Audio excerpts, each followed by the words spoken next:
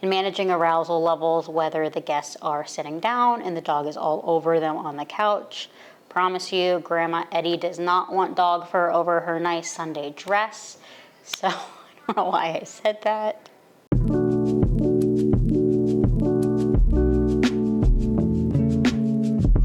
This is my first video, guys. I'm kind of nervous. Hi, guys. Senni with Miracle Canine Training. I'm here with Petunia. We're here on our daily structured walk. But today I wanted to talk about my first experience with a deaf dog that I trained. This is my very first experience training a deaf dog, and of course I had a lot of questions, and it's a very new experience for me. Lincoln originally came here for crate anxiety, which means he was kind of going crazy in his crate, couldn't really control it as much. When he came here for the first day, kind of just sat him in the room with me, trained other dogs, and just monitored him while he was in the crate and corrected him for anything that was not wanted. He was a very sweet boy. He was probably one of my favorites. He touched my heart a lot. He was a very smart boy. I had a lot of fun with him. It was a great first experience.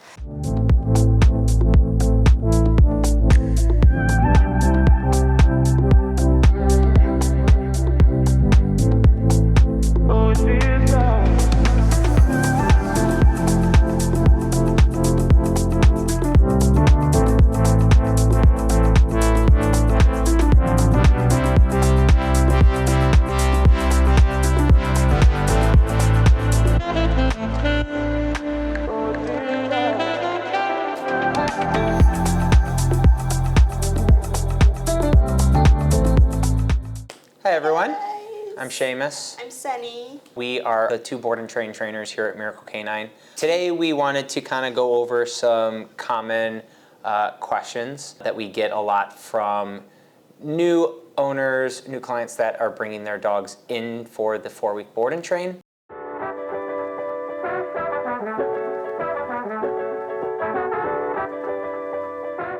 Because people love their dogs, they want to see them dogs, they want to know how they're doing throughout the 4 weeks. So in terms of updates, We typically try to maybe do like weekly updates on like doing phone calls with the clients. And for the most part, I usually try to do like Instagram stories, if you guys are familiar with it. They usually are up for 24 hours. Usually try to get like a 30-second clip of maybe like them doing something that they've never accomplished before or stuff like that, or maybe just like going out for a walk just to see them like out and about in their day, and just so you can see what your little baby's doing while you're here.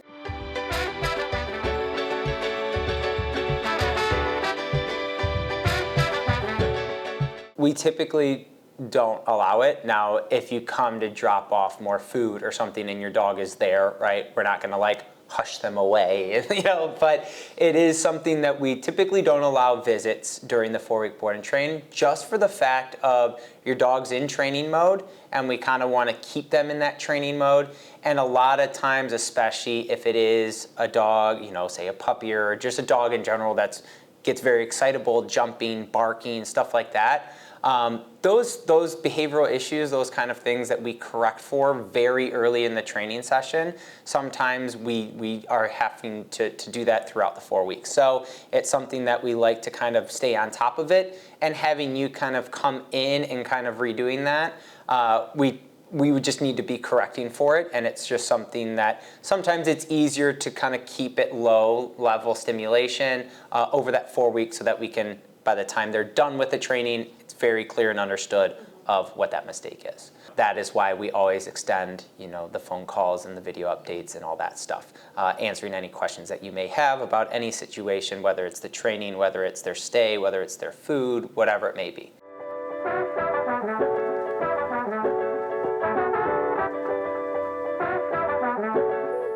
Each day, we have multiple sessions for the dogs, right? That could be multiple training sessions in the training room, just the dog and the trainer, working and teaching. Usually that's more of the teaching phase of it. As we expand through the weeks, we do more distractions, more duration, more field trips outside.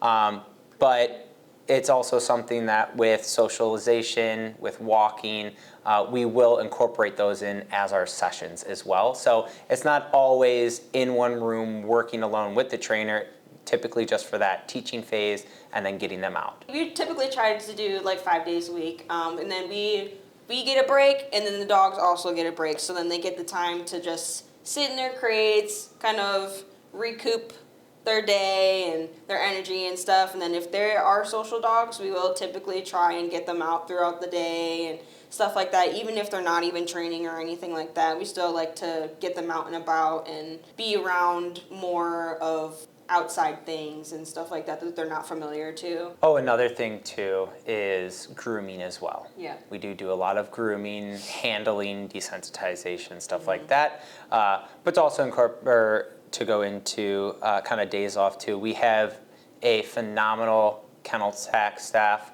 that is in charge of running the dogs, making sure that they are taken care of when we are not here, or even if we are here in the facility but just working with another dog, or have follow-ups during that week or whatever it may be.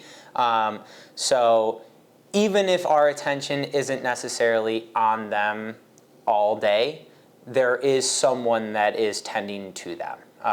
Whether that is, again, filling their water, feeding them breakfast or dinner, giving them medications, stuff like that that they need either daily or weekly or whatever it may be. Like Senni was saying, socialization. If they're social, they're in as many socials as possible.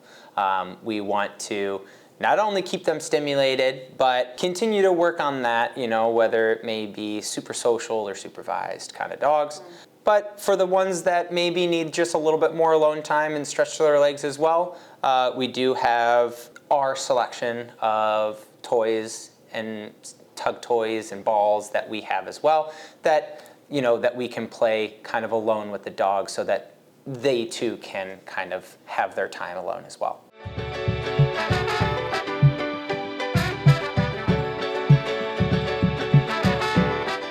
This is important because this is a really good question of what commands are being taught as opposed to why the dog is here, right?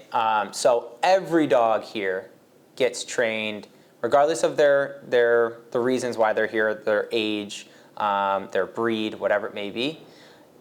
They're taught a bed stay, a down stay, and what we call a come command, which is our recalls as well as our heel command.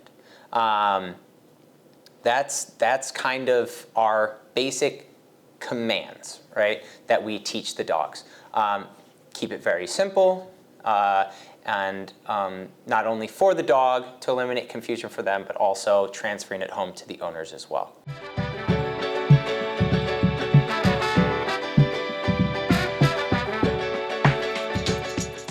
If a dog comes in here for something other than them just wanting to be able to have their dog lay down, right? They have more reactivity, resource guarding, whatever it may be.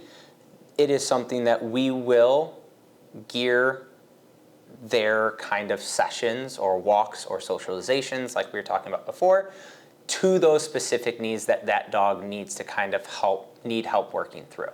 It is important to us to check these boxes off of the major commands, but it is not limited to just those commands as well, right? It is something that we have found through the general understanding of these commands that we make it super simple with the 4 commands, that if you and your dog can understand these 4 commands super well and get them practice very consistently, that these other issues of reactivity, of resource guarding, of anxiety, like fear aggression, right, or fear reactivity, these things can be managed or reduced to have a better life, not only for you, but for your dog as well.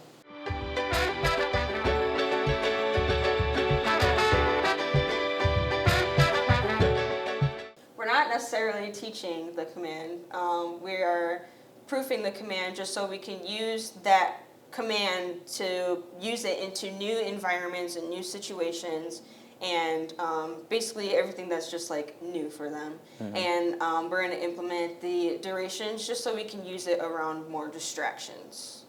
With kind of why we are so focused on laying down this basic kind of structure, we understand a lot of dogs kind of come in learning the sits and the downs and the beds and stuff like that. But with knowing the distractions or being able to work around it, a lot of times there's no duration into it. So you can get your dog to sit, but they're not gonna stay. So by kind of working them around those distractions and re-implementing it or proofing it while they're here, we can kind of solidify that duration up so that way around those distractions is not just in the house when you have a cookie and you can get them to sit real quick. It's around distractions and situations where you need them to hold that duration is why we use that as a building block to kind of roll into the rest of the commands.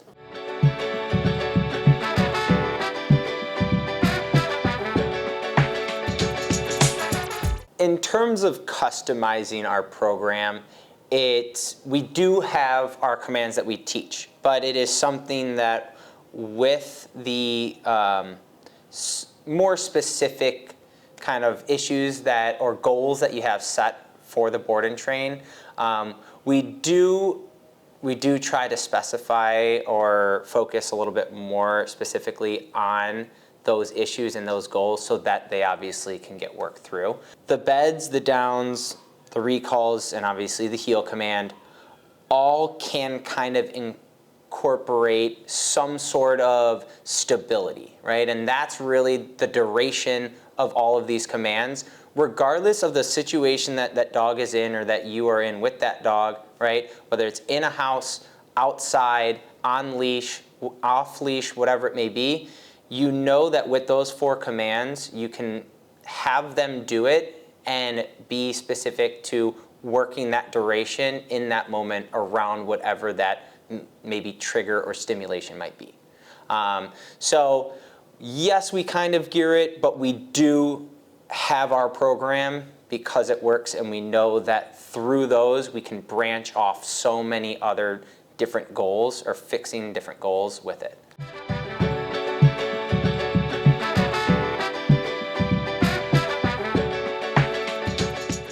It just depends on the dog. Usually it would typically take up to about a week or so. With certain dogs, you know, depending on their either reactivity or anxiety or stimulation or excitement, whatever it may be, depending on either how fast the dog picks up on things. Some dogs just are a little bit quicker with picking up on their commands and picking up on the basics, and they can kind of just get the ball rolling a little bit sooner. Some dogs either are just a little bit more slow, a little bit more anxious, a little bit more dangerous to handle. And so it just takes a little bit more time to kind of work them through that basic kind of groundwork to get that ball rolling for them. Before that week, we allow the dogs to come into the facility, to get comfortable, to get a kind of bearing of things, you know, get familiar with the kennel techs, with their trainer, with the other dogs in the facility, with the facility in general. So within about a week or so is because we, one, give them time to work through that as well as lay down that basic kind of groundwork. We do that by working more leash pressure stuff with our prong collars and kind of working them around the room or the facility or whatever it may be. So that way they're still getting training, they're just not getting the more specific criteria with the e-collar yet, because they need to have a basic understanding of what they're supposed to be doing, so that way when I introduce the e-collar, it is very clear as to where these lines are, where the mistakes are, and what they need to do.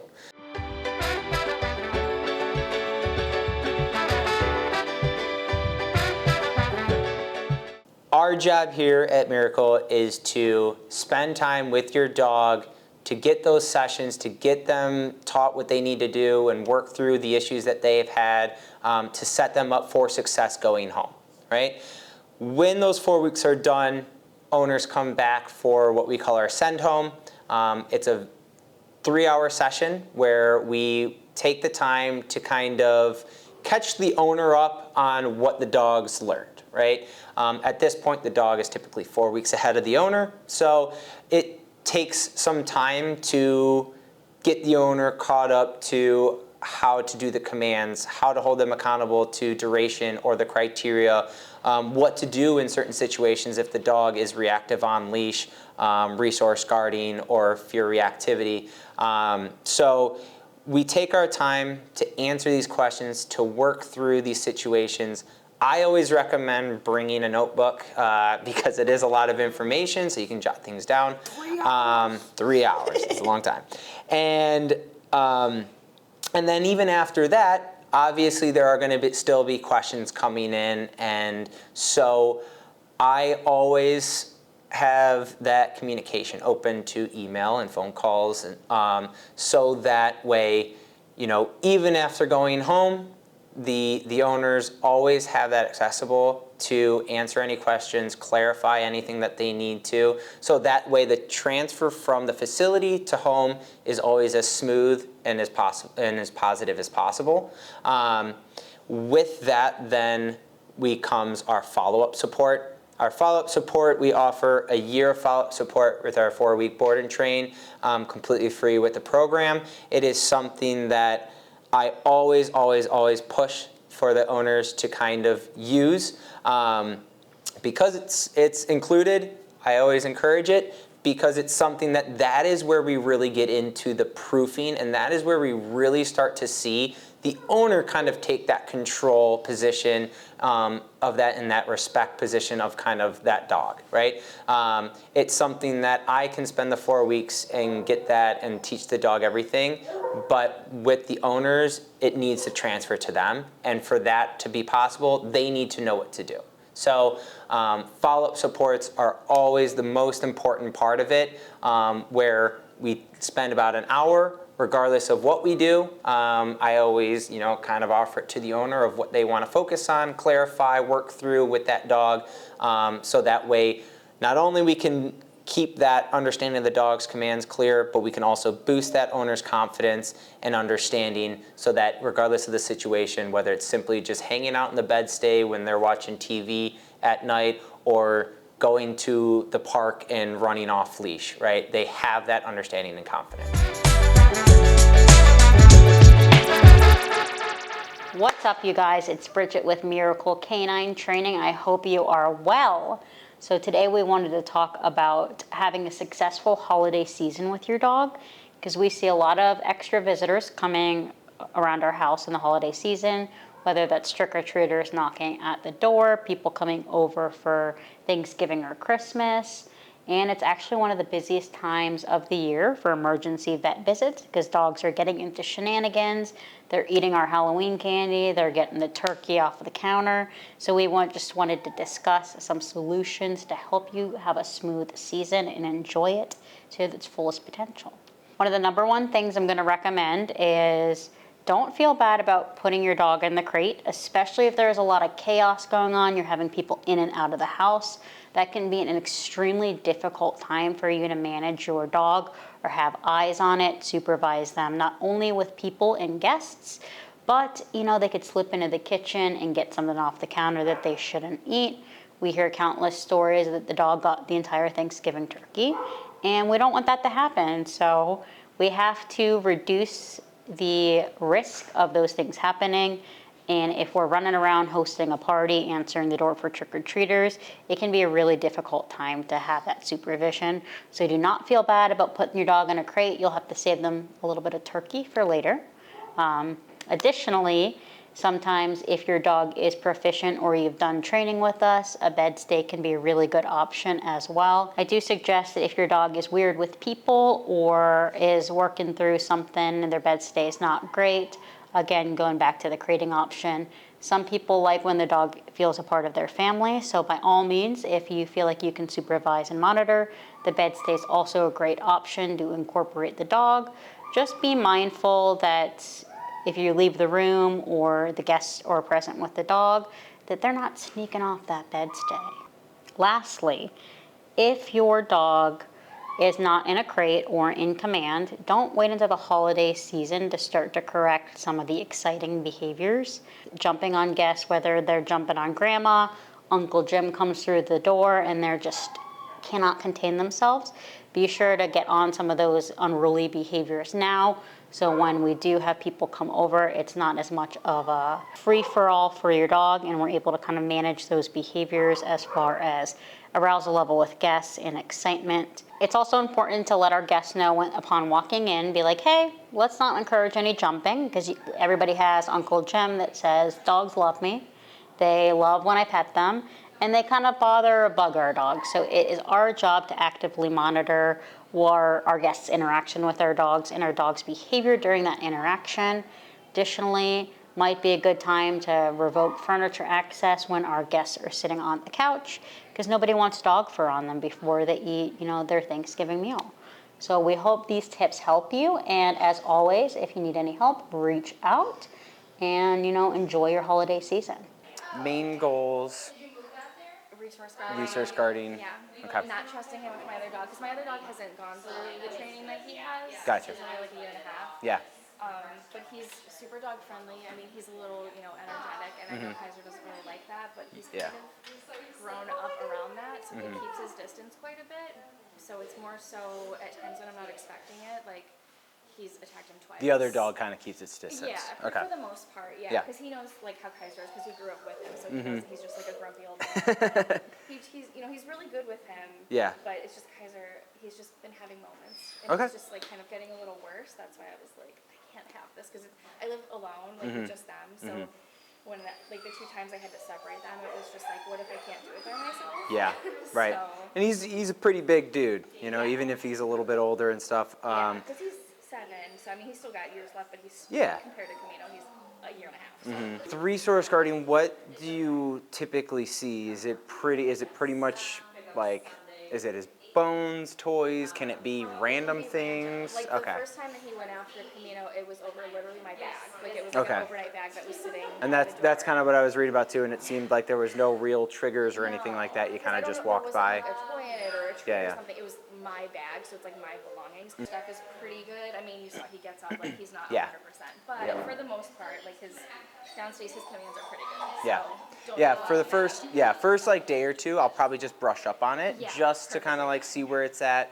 And then we'll do socials. We'll get him around more, working around more distractions, going on more field trips, stuff like that, just to kind of see, right? I don't want to necessarily like set him for failure, but I want to I want to bring light and be able to kind of correct for the things that we need to correct for, right? So we do a lot of like simulating and everything, right? Obviously, we're not in your home. We're obviously not with your certain things, but typically we can kind of figure out at least where these triggers are and kind of the sensitivity level to it. Some dogs are like, it's random, right? It's random, and it could go 2 years without seeing anything, and then you finally see something, right? So it really just kind of depends, and so that's what this week is going to be about, is just trying to make it more clear at where we can kind of go from here. Are you filming? What? Basically, in a nutshell, this week, Paige wasn't able to film anything because I don't even know why she wasn't able to. She wasn't able to get anything, so she texted me the other day. She texted me the other day and she said, David the dog trainer, I really need some help.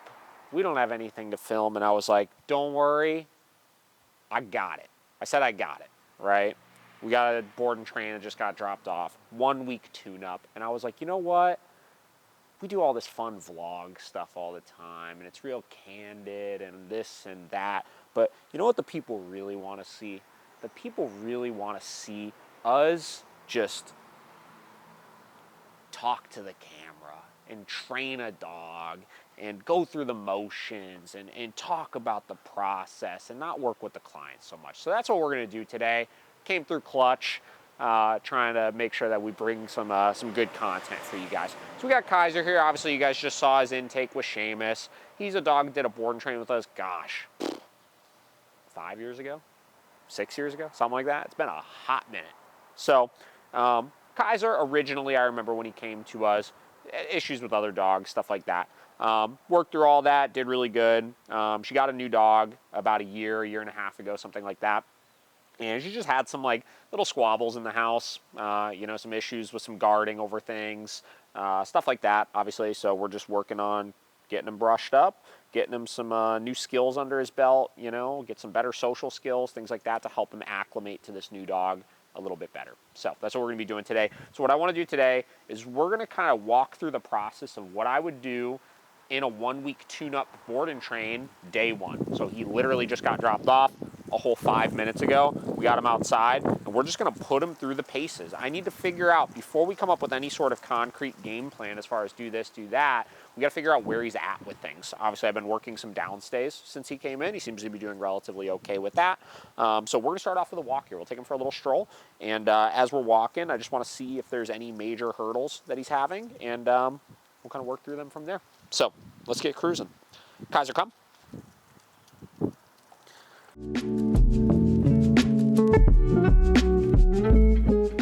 So nothing terrible to start. A little pushy. No.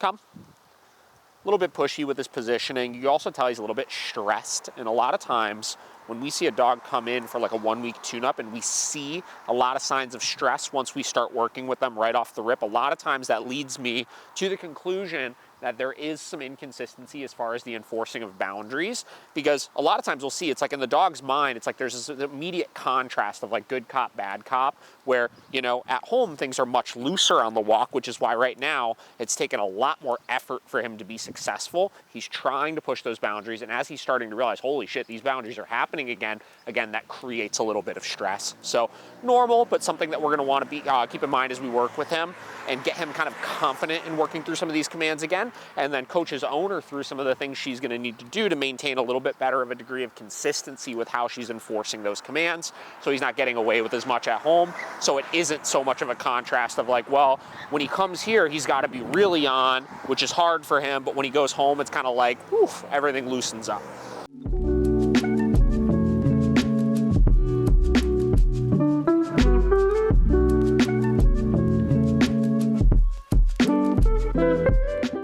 So far, so good on the walking here. So one correction so far, seems to kind of be loosening up into the groove of things, totally loose on the leash.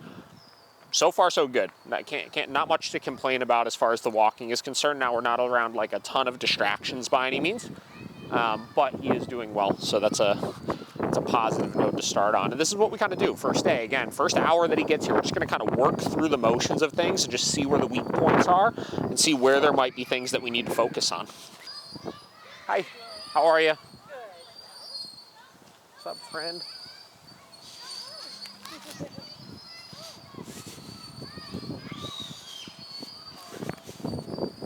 So he did fine from the standpoint of he didn't react, he didn't break position, he didn't try to engage or anything. But if you watch his body language, he definitely was unsure, right? And that was in the form of he was definitely starting to look a lot.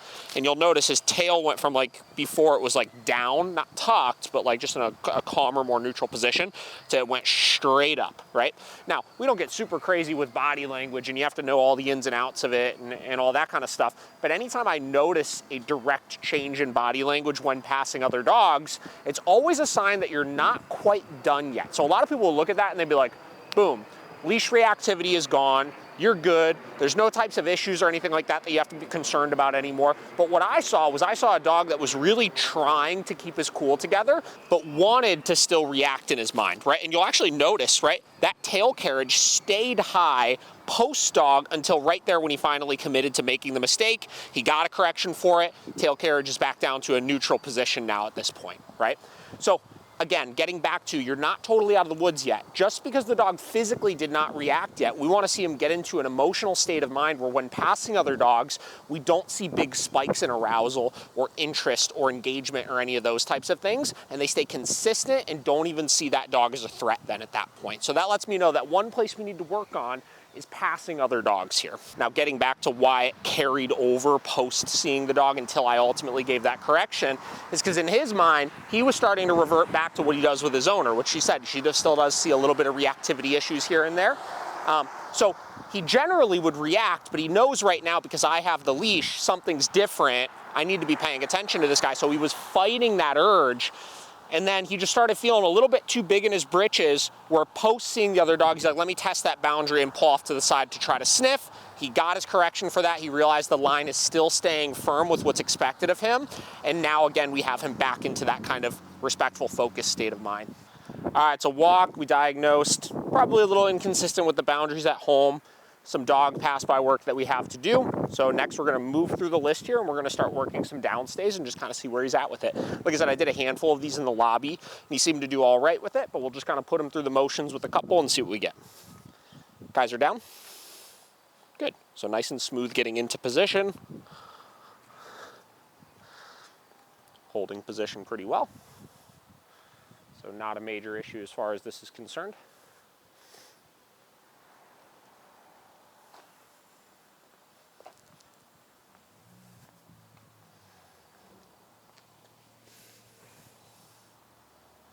Okay, so we'll do a couple of those. Seems to be in fairly good spirits with it, which is positive. Down. Good. Putting himself into a relaxed position, which again is another positive sign that we like to see. Not that they're all like kind of tightened up in it.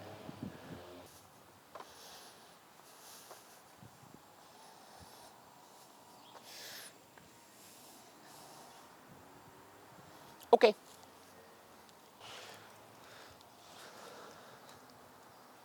A little bit of anticipation with picking up the leash, I've noticed each rep. Okay, so we'll work that a little bit down. And that's not going to be from necessarily doing anything different aside from picking up the leash and having a more prolonged pause. You'll see when I go to pick it up here this time, we'll see if he does the same little flinch. So not as bad that time, but you'll notice he held his breath a little bit, like he's expecting it. Okay. So just little signs like that. These are all the little nuanced details that I try to look for when I'm looking to like brush up training. Down, this is where we get into really the nitpicky little details of stuff.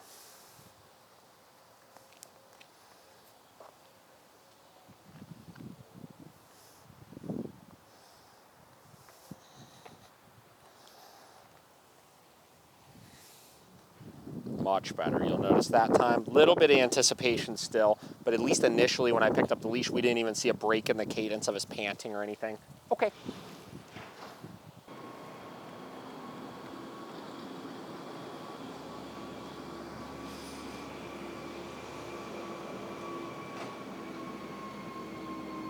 Okay, best one yet there. So we'll go ahead and take him inside and we'll work our next command yet. So downstays, recapping, a little bit of work with anticipating, getting up obviously once we pick up the leash. So I'm gonna be kind of drilling that a little bit until I start noticing him just be in a more even, calm, not guessing state of mind while working those commands. Kaiser, come.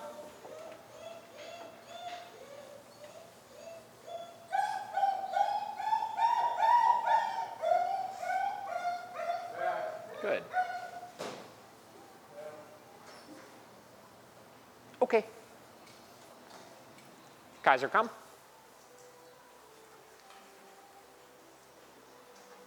Good. So first rep a little loose, obviously, as he's a little distracted in this environment. Second one looks a little bit better. Okay. So we'll see if that stays consistent or not. Kaiser, come.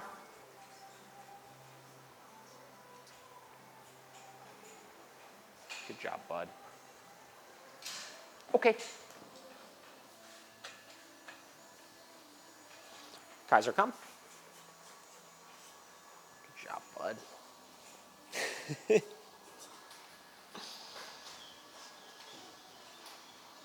Yeah. Okay.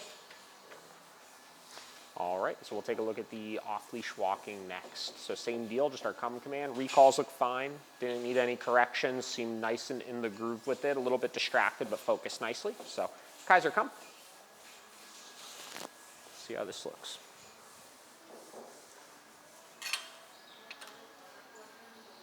Come.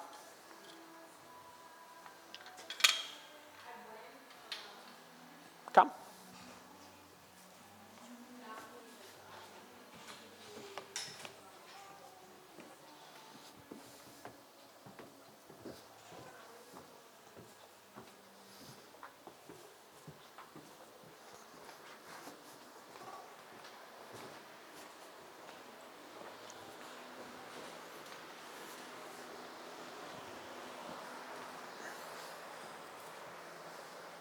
No? Come. Kaiser, come.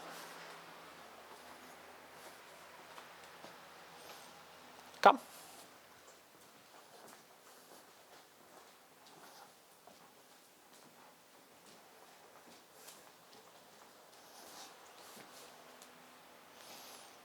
Come. Come.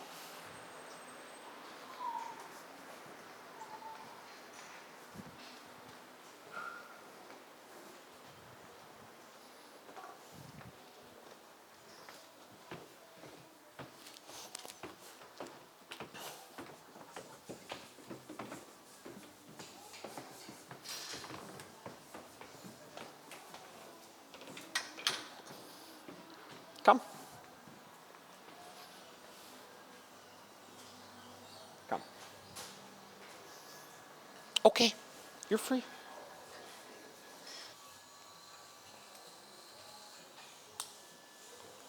All right, let's see what we get with this.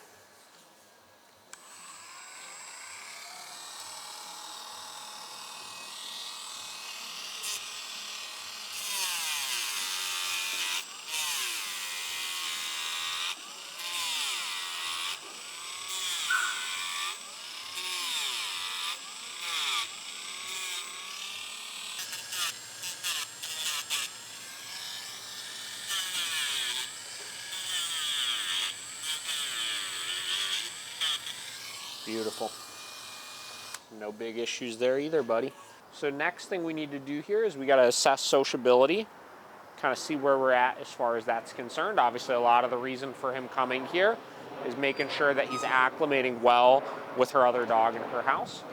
Now, he's not necessarily been just flat out aggressive, but he does have some guarding issues over certain things. And we want to basically figure out, you know, is this environmental, right? Meaning, is it just like he's feeling a little too big in his britches at home? Or is this an issue of, you know, he actually needs more socialization? So we're going to use Senni and Georgie here for this. Let's see what we get.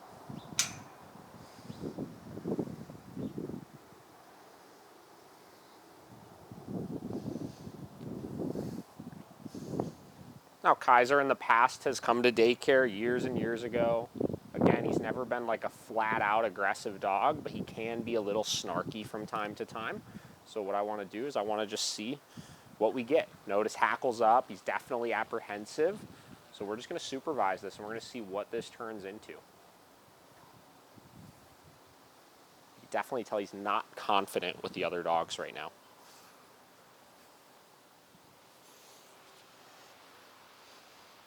Getting back to looking for weak points right off the rip, you could tell again, socialization is going to be a big thing that we're doing. Socialization and passing by other dogs. So a lot of times what we'll see is we'll see non-confident dogs that under foreign circumstances, meaning he's in an environment right now where he's not totally comfortable in, right? They won't do anything. You'll see more of the real dog, which is he's a little scared, a little apprehensive, he avoids, he does things like that, right? But in the house, we'll see a polar opposite. And the reason for that is because in the house, they're emboldened through getting away with fearful behaviors in an environment that they're comfortable in to start reacting and displaying signs of aggression to proactively keep the scary threats away. And owners will misconstrue that as confidence. They'll look at it like, oh my God, my dog is just being a dick and being aggressive. Where, yeah, the behavior we can construe as dickly behavior, if you will. But in the end of the day, he's doing it because he's not comfortable. And by us setting more firm of boundaries, both for him as well as for the other dog, what we could do is we could help all parties to feel more confident in us, which will help them become more confident in each other.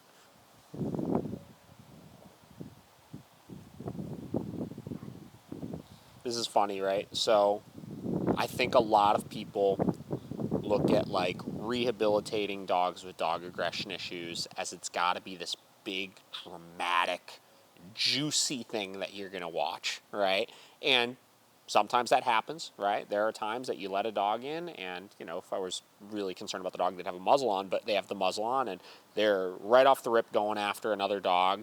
And if that were the case, obviously we would just punish it and make sure we suppress that behavior down to a manageable level. But the large chunk of the work that we see when it comes to rehabbing aggressive dogs is exactly what you're seeing right now, which is us just chunking out 45 minutes, getting a couple dogs out, letting them do their thing, and not doing anything from the standpoint of like, oh, I need to be advocating this way and creating, you know, space over here and correcting for these types of things and this and that. It really comes down to just putting them in a healthy environment to start. And what does a healthy environment mean? It means an environment with no food, no toys, no affection being given. So meaning I'm lifeguard right now. I'm in my lifeguard post and I'm here to just meticulously supervise the interactions and allow them to communicate up into whatever point I determine is too far.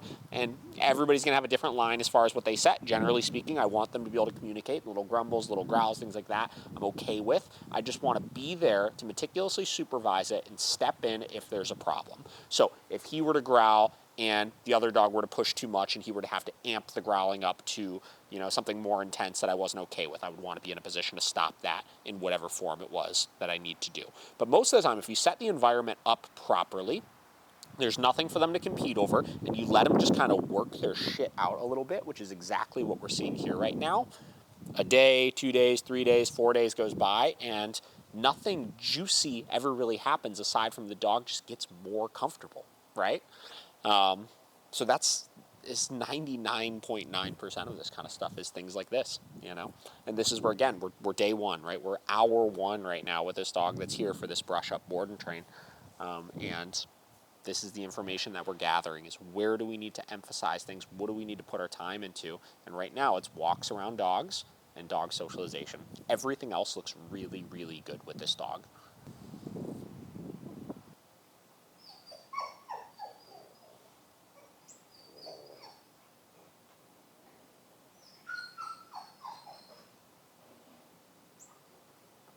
Now, a lot of people would look at this, right? Be like, he's growling. Why aren't you correcting him for it? Why aren't you correcting for it? And I think we get way too hung up on individual pieces of body language or communication, right? So they would look at the growling and they would say that is inherently bad. But let's look at the entire picture of what we're seeing, right? What we're seeing is a dog that is basically minding his own business right now, right? He's uncomfortable around the other dogs. He's not putting himself into harm's way. But when the other dogs come close to him, he gets uncomfortable. He gives a warning sign that he's uncomfortable. And immediately post-warning sign, he turns around and runs the opposite direction. That picture is exactly what we want him to do when he's uncomfortable, right? Forget the growl. He's avoiding conflict. He's making it known I'm uncomfortable, and he is doing everything in his power to avoid conflict. So there's nothing to correct here, and in actuality, a lot of people would look at this as bad, and I look at this as a beautiful starting place that we're working with, because he's not seeking problems out.